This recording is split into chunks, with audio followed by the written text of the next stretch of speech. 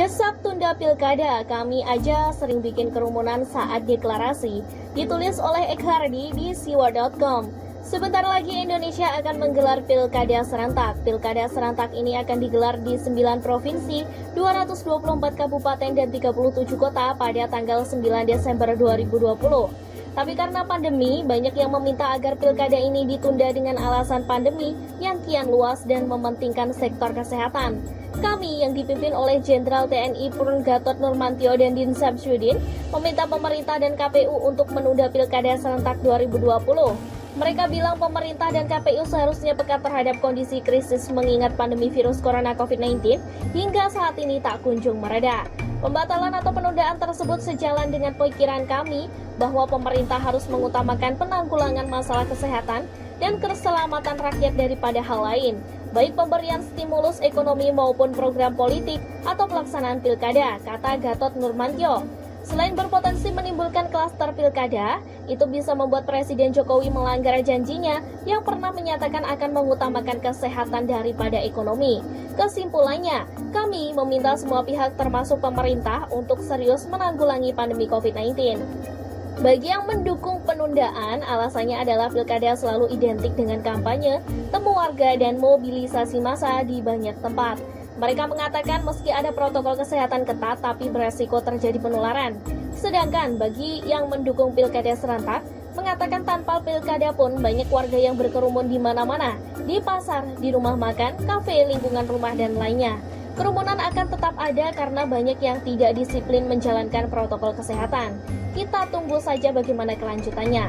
Yang kita bahas adalah kemunafikan kami yang jelas-jelas menggunakan standar ganda. Mereka menolak penyelenggaraan pilkada serentak dengan alasan rawan terjadinya klaster penularan baru.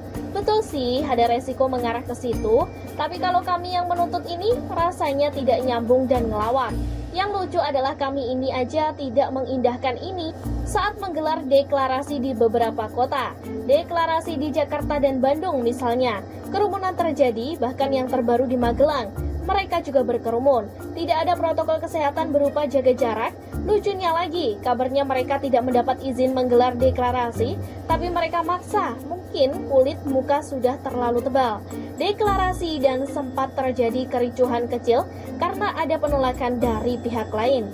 Jadi diri sendiri aja tidak bisa menerapkan protokol kesehatan dan menciptakan kerumunan yang tidak perlu. Kenapa desak pemerintah dengan alasan yang sendiri aja tidak bisa lakukan? Apa mereka tidak pernah bercermin selama bertahun-tahun? Kalau mau menolak harusnya pakai alasan yang lebih elegan, yang tidak bikin diri sendiri dipermalukan. Bagaimana kalau kita yang menolak deklarasi kami dengan alasan karena bikin kerumunan massa?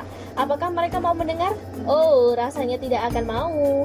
Pura-pura tuli, ngotot, dan bandel.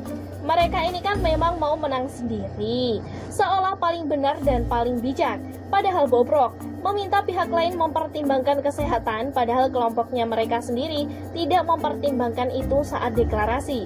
Meminta pihak lain peka dengan kondisi saat ini, tapi mereka aja tidak peka. Munafik kan namanya? Kami ada baiknya diam saja, tak usah banyak ngomong. Jangan jual narasi basi yang tidak laku demi kepentingan politik. Jangan orasi-orasi sok heroik dan berapi-api dengan memanfaatkan rakyat. Lebih baik jualan aja bakwan di pinggir jalan atau jualan odanding yang lagi viral itu. Sakit hati jangan diumbar-umbar ke publik, apalagi mengatasnamakan rakyat untuk menyerang pemerintah. Rakyat tidak sudi diwakili apalagi diseret oleh kalian. Yang mendukung kalian paling kelompok sebelah yang senasib sependeritaan yang tidak punya tempat di politik, yang pikirannya hanya satu tujuan, serang pemerintah. Kalau memang hebat silahkan bantu pemerintah atasi berbagai persoalan yang menurut kalian bermasalah. Kalau berhasil, cepat atau lambat kalian akan dipercaya rakyat. Tapi kalau cuma jual narasi basi, berkedok gerakan moral yang moral sendiri aja tidak sanggup dibenahi, ini namanya ada udang di balik bakwan. Cuma bikin gaduh aja. Lebih baik bubarkan diri saja. Sekian dulu berita hari ini. Jangan lupa di like, komen, dan subscribe agar Anda tidak ketinggalan informasi menarik dan ter-up-to-date lainnya dari channel